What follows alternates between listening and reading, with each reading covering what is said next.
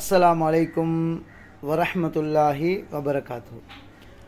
அன்பர்களே, நண்பர்களே, ஸ்ரீதேவிகளே, சகோதரர்களே, ஒரு அருமையான துவா, மிக சக்தி வாய்ந்த துவா.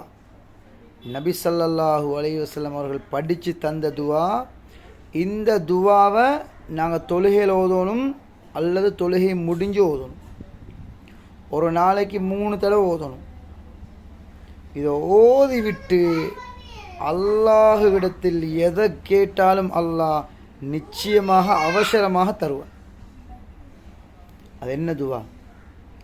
அல்லாஹும்ம இன்னி அஸ்அலுக பி அன்ன லக்கல் ஹம்த் லா இலாஹா இல்லா அன்தல் மன்னான் பதீஉஸ் ஸமாவாதி வல் அர்ல் யாதல் ஜலாலி வல் இக்ராம் யா ஹய்யு யா கய்யூம் இன்னி அஸ்அலுக.